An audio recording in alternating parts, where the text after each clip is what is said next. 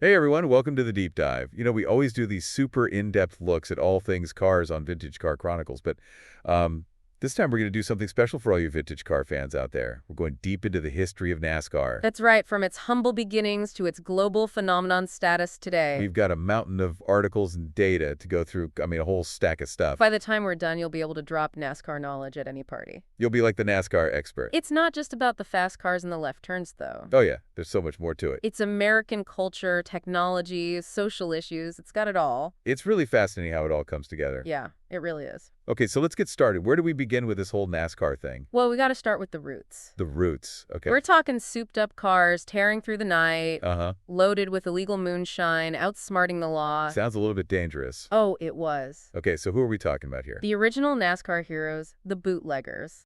Bootleggers. Yeah, Prohibition in the 20s and 30s created this whole generation of skilled drivers and mechanics. So it's like they were forced to get good at driving fast. Exactly, especially in the South. These guys, they modified their vehicles to outrun the authorities. That makes sense. And that laid the groundwork for stock car racing as we know it. So NASCAR started with criminals. Kind of. I mean, they weren't criminals in their own mind. But yeah, it's like a real-life Fast and Furious origin story. Wow, I love those movies. And here's something really interesting. Both the bootleggers and the police often use the same engine. Really? What engine was that? The Ford Flathead V8. The Flathead V8. Why that one? It was powerful, reliable, and easy to modify. Bootleggers needed that speed to evade the law, and the police needed it to keep up. It was like an arms race. Exactly, an automotive arms race. And that Flathead, it became a legend in its own right, with its sound, its power. I can just imagine it roaring down those back roads. It's a beautiful sound. Okay, so we've got these bootleggers racing around, but it wasn't just about the thrill of the chase, right? There was something else driving them. You got it. It wasn't just about profit. It was about pride. Bragging rights were everything. So it's like who has the fastest car, who's the best driver? Exactly. Having the fastest, the most cutting car, being the best driver on those back roads, that's what fueled these early races. So it was all about competition. Absolutely. Take Junior Johnson, for example. Junior Johnson, who's that? He's a NASCAR Hall of Famer. He actually learned to drive while running moonshine. Wow, that's a story. His story really captures the essence of that era. Okay, so we've got these almost like outlaw beginnings, right? Right. But then things start to change. Right. Bill France Sr. enters the scene. Exactly. He was the one who had this vision for a more organized racing series, right? He did. He saw the potential in this chaotic, thrilling sport and knew that to make it truly successful, it needed structure, organization. So he wasn't just a racing enthusiast. He saw the business side of it, too. Absolutely. He was a visionary leader. So he saw this raw talent, this excitement, and thought, let's give these drivers a proper platform. Exactly. Initially, NASCAR had 3 divisions, modified roadster and strictly stock. 3 divisions. Okay, what were they all about? Well, the roadster division with its open-wheeled cars, it faded pretty quickly. So not a good fit. But the strictly stock division, featuring cars that were closer to their showroom counterparts that captured the imagination of fans. And that became what we know as the NASCAR Cup Series. You got it. So that first NASCAR strictly stock race, it took place in Charlotte in 1949. That's right. It was a landmark event. And the winner was... Roper took the checkered flag. But there's a really interesting story about the guy who crossed the finish line first. Oh, what happened? Glenn Dunaway, he was disqualified. Disqualified? Why? Because his rear springs were altered. They found out he had made some illegal modifications. So from the very beginning, they were serious about the rules. Absolutely. France understood that for the sport to gain legitimacy, attract a wider audience, it needed clear rules and technical regulations. They wanted to keep things fair. Exactly. They wanted the focus to be on the driver's skill and the performance of the cars, not on sneaky modifications. Makes sense. So how did the cars themselves change over time? Well, technology played a huge role in the evolution of the cars. I bet. It must have been incredible to see those early stock cars evolve. It was. They went from being modified street vehicles to the high-tech, purpose-built racing machines we see on the track today. It's amazing how far they've come. It really is. But it's also fascinating to see how, even with all the changes, they've managed to maintain a connection to those gritty, raw, early days. That's what makes NASCAR so unique, right? That blend of tradition and innovation. You nailed it. Okay, so we've talked about the roots, the early days. Now let's talk about some of the big milestones in NASCAR history. What are some of the moments that stand out? Well, there are so many, but I think the opening of the Daytona International Speedway in 1959 is a big one. Daytona, oh yeah, that's iconic. And of course, the legendary Daytona 500. One of the biggest races in the world. Absolutely. And then you have Wendell Scott breaking barriers in 1963, becoming the first black driver to win a race in NASCAR's top series. Wendell Scott, His story is incredible. It really is. He faced immense challenges, not just on the track, but off it due to the racism of the time. It was a different world back It then. was, and his win wasn't just a sporting achievement, it was a societal breakthrough. It paved the way for future generations of minority drivers. Absolutely. And then there's Richard Petty, the king. Richard Petty, oh yeah, he's a legend. He achieved an almost mythical status with his 200th win in 1984, a record that still stands today. 200 wins, that's insane. His dominance in the sport spanned decade. He came from a racing family, and his skill behind the wheel combined with his charisma and connection with the fans made him a true icon. He was larger than life. He was. And as the sport continued to evolve, we saw the inclusion of the Indianapolis Motor Speedway in 1994, another iconic venue added to the NASCAR calendar. So they're branching out, bringing in these famous tracks. Right. And then in 2004, they introduced the Chase for the Cup format, now known as the playoffs. To make things more exciting. Exactly, to ramp up the drama and excitement in the latter part of the season. So it's like a playoff system. Exactly. And then in 2016, Jimmy Johnson ties the record with his 7th championship win. Jimmy Johnson, another NASCAR great. It's been a roller coaster ride, that's for sure. It sounds like it, from those early dirt track races to the massive speedways and the technological advancements. NASCAR has constantly pushed the boundaries of what's possible in motorsports. But it hasn't always been easy, right? There have been controversies and challenges along the way. That's true. One that we can't ignore is the Confederate flag controversy. That's a complex issue with deep historical and cultural roots. The Confederate flag's presence at NASCAR events was seen by many as a symbol of the sport's connection to its Southern heritage. But for others, it was a painful reminder of racism and division. Exactly. It was a very sensitive topic. And with Bubba Wallace, the only black driver in NASCAR's top series at the time, becoming a vocal advocate for racial justice, the issue really came to a head. Wallace's courage in speaking out and NASCAR's subsequent decision to ban the Confederate flag from all events and properties in 2020 marked a significant cultural shift for the sport. It was a recognition that they needed to evolve and become more inclusive. Absolutely. It was a powerful statement, and a long overdue one, in my opinion. I agree.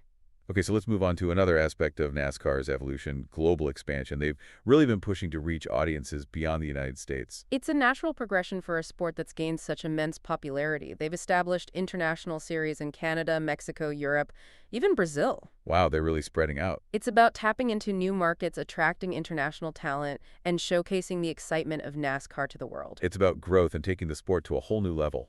Exactly. We've seen races in Mexico and Canada incorporated into the nationwide series and Camping World Truck Series schedules, and they've even had exhibition races in Japan. There's been talk of bringing those back and potentially expanding into other countries as well. There's a lot of potential for growth. So what's driving this global push? Is it just about finding new fans? It's partly about that, but it's also about attracting international sponsors, manufacturers, and partners. So it's about the business side of things, too. Absolutely. The inclusion of Toyota as a manufacturer was a huge step in that direction. It brought a new level of competition and helped to legitimize NASCAR in the eyes of international audiences. It's like they're saying, we're a global sport. Exactly. Who knows what other manufacturers might join the fray in the future as NASCAR's global footprint expands. The possibilities are exciting. Well, we've covered a lot of ground already, from bootlegging roots to international expansion. We have. And I'm already feeling like a NASCAR expert. You're getting there. But there's so much more to explore. Oh yeah, we've just scratched the surface. What do you say we dive into some of the stories behind those early stock car races where it all began? Let's go back to the dirt tracks, the roar of those modified engines and the legends who forged this sport. Back to the roots where the spirit of NASCAR was born. I like it. Let's do it. All right, so to really understand the origins of stock car racing, we got to go back to a time when Daytona Beach wasn't just about sunbathing and spring break. Oh, okay, Daytona Beach, so we're going back to Florida. That's right. Believe it or not, in the 1920s and 30s, Daytona Beach became a mecca for speed demons. Speed demons at Daytona Beach? Yeah, it was the place to set land speed records. Wow. I never would have pictured that. I mean, when I think of Daytona Beach, I think of families and college kids on vacation. I know, right? It seems strange now, but back then they had this incredible 4.1-mile course that combined the hard-packed sand of the beach with a narrow beachfront highway. Wait, so they were literally racing on the beach? They were. It was a wild scene. I bet. So what was the track like? Brutal. Those tight turns connecting the beach and the highway were notorious for being deeply rutted and covered in sand. Oh man, that sounds dangerous. It was a real test of skill and a recipe for some spectacular crashes. It sounds more like an off-road course than a speedway. In a way it was, and it was during those early races on Daytona Beach that the seeds of stock car racing were sown. It was a proving ground for drivers and machines, pushing them to their absolute limits. And it was also where Bill France Sr. first got a taste of racing, right? Yes, he actually competed in the 1936 Daytona event. And how did he do? He finished a respectable fifth. Not bad. Not bad at all. I think that experience really solidified his vision for a national stock car racing organization.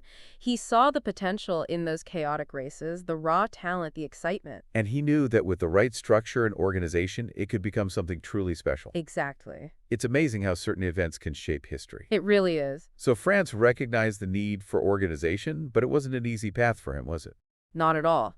He faced resistance from established racing organizations like the AAA. They probably didn't like the competition. Exactly. They weren't keen on the idea of a new competitor coming in and shaking things up. But France was determined. Oh, yeah. He was a force to be reckoned with. He held a series of meetings at the Streamline Hotel in Daytona Beach in December of 1947, right? That's right. He brought together drivers, mechanics, and promoters who shared his vision. So this was like the birth of NASCAR. It was February 21st, 1948. A date etched in racing history. It all started in that hotel room. It's pretty incredible when you think about it. What started there would grow into the global phenomenon we know today. And did you know they almost called it the National Stock Car Racing Association? Really? NSCRA? Yeah.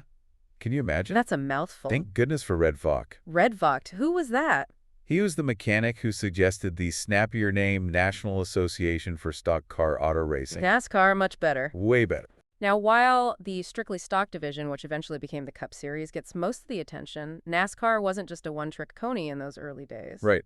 They also had the modified division. And the short-lived Roadster division. What happened to the Roadster division? It just didn't resonate with fans the way the modified and strictly stock divisions did. So it faded away. Pretty much. But the modified division stuck around. It did. It featured modified coupes and sedan and had a more lasting impact. And it still exists today, right? It does, as the NASCAR Wheel-In Modified Tour. So that connection to NASCAR's roots is still alive and well? Absolutely. But let's get back to the strictly stock division. Their first official race was at Charlotte Speedway in June 1949. A historic event. And the winner was... Jim Roper took the win, but as you mentioned earlier, Glenn Dunaway crossed the finish line first, but was disqualified for having altered rear springs. Oh yeah, that's right. They found those illegal modifications. From the very beginning, they were serious about keeping the cars as close to stock as possible. But the definition of stock has definitely evolved over time, hasn't it? Oh, absolutely. In those early years, the cars were essentially modified street vehicles. But as the sport grew and technology advanced, those modifications became more extensive, eventually leading to the purpose-built race cars we see today. And those early stock cars, while charming in their own way, wouldn't stand a chance against a modern NASCAR Cup Series car. Not a chance. It's like comparing apples and oranges. But it's remarkable how NASCAR has managed to retain that connection to its roots, to that sense of grit and raw competition, even as the cars have become technological marvels. It's a blend of tradition and innovation that's really unique. It is. So let's talk about some of the key figures who shaped NASCAR's early years beyond just Bill France Sr. He was the driving force, the visionary leader. He is the architect, but he wasn't building alone. There were other individuals who played crucial roles in laying the foundation for NASCAR's success. Like who? Well, one such figure was Owen Cannonball Baker, NASCAR's first commissioner. Cannonball Baker. Now that's a name I've heard before. He was a legend in his own right. He was a pioneer of racing, competing in the Indianapolis 500 and setting over 100 land speed records. He was famous for his transcontinental speed runs, driving from New York to Los Angeles to prove a car's worth. That's incredible. He was larger than life, a true embodiment of that spirit of speed and adventure that was so central to NASCAR's early years. And he even inspired the Cannonball Run race and the movie that followed. He did. He was a real icon. And then you have Bob Barky Barkheimer, who played a key role in expanding NASCAR's reach to the West Coast. Barky Barkheimer. Okay, I'm not familiar with him. He was a star of midget car racing and later managed several speedways as head of the California Stock Car Racing Association. So he was a big deal on the West Coast. He was, and he connected with Bill France Jr. while France Jr. was stationed at Moffett Federal Airfield in California. So that's how NASCAR made its way in the West Coast. Exactly. France Sr. recognized Barkheimer's expertise and network on the West Coast and saw an opportunity to expand the sport's reach. In 1954, NASCAR became a stock car sanctioning body on the Pacific Coast under Barkheimer's leadership. It's amazing how these early pioneers, each with their own unique talents and backgrounds, came together to build NASCAR into what it is today. It was a collective effort fueled by passion, vision, and a shared belief in the potential of stock car racing. And speaking of individuals who made a profound impact on NASCAR, we can't forget Wendell Scott. Absolutely. Scott faced unimaginable challenges as the first African-American driver to compete in NASCAR's top series. We talked about his historic win earlier, but can you give us a deeper understanding of what he had to overcome? Imagine racing in an era of segregation, facing discrimination at every turn. He had to deal with separate facilities, hostility from some fans and even fellow competitors, and limited sponsorship opportunities. It's hard to fathom the courage and determination it took for him to compete, let alone win in such a hostile environment. His story is a testament to the human spirit's ability to overcome adversity. And his victory in 1963 wasn't just a personal triumph, it was a watershed moment for NASCAR and for American society as a whole. It challenged the deeply ingrained racial barriers of the time. And it opened the door for greater diversity and inclusion in the sport. Scott's legacy extends far beyond the track. He's a true icon, and his story continues to inspire generations of drivers and fans. So we've gone from racing on the beach to organized competitions, from moonshine runners to a cultural icon like Wendell Scott breaking barriers. It's clear that those early years were pivotal in shaping NASCAR's identity. Absolutely. And as we move forward, we'll see how those early influences continue to shape NASCAR's evolution as it grows into a global phenomenon. As NASCAR started gaining all this momentum, they started looking beyond America. Beyond America. Yeah, beyond the borders. Makes sense. I mean, they're already huge in America. Exactly. So they thought, why not take the show on the road? Global domination. Kind of in the mid-2000s, they launched the NASCAR Corona Series Corona Series. in Mexico, which later became the NASCAR Mexico Series. So they're taking it south of the border. Exactly. And it was a hit. Huge success. What about Canada? Did they go north? Oh, yeah. Up north, they've got the NASCAR Pinty's Series. Pinty's Series. Oh, which came from the CASCAR Super Series. So lots of racing history up in Canada, too. Tons of it. And these series weren't just about expanding the NASCAR brand. Right. It's about giving other countries a chance to experience the thrill of NASCAR. Exactly. Creating genuine racing opportunities all over the world. And then in 2012, NASCAR made a bold move. A bold move. What do they do? They sanctioned the Race Car Euro Series. The Euro Series. So they're going across the pond. That's right. They turned it into the NASCAR Whelen Euro Series. Bringing NASCAR to Europe. That's huge. It was a big deal, exposing a whole new audience to the sport. And how did it go over? It's been really interesting to see how drivers from different backgrounds and racing styles have adapted to those European tracks. I bet it's a whole different ballgame. Yeah, and then even more recently, just last year in 2023, the NASCAR Brazil Sprint Race got official NASCAR sanctioning and technical support. So they're in South America now, too. It seems like they're planting seeds all over the globe. Cultivating a new generation of fans and drivers all over the world. Absolutely. And they've also experimented with adding races in Mexico and Canada to the Nationwide Series and Camping World Truck Series schedules. So we're mixing it up, giving those drivers exposure to a broader audience. Exactly. And I've heard rumors about bringing back those exhibition races in Japan. Yeah, there's been talk of that,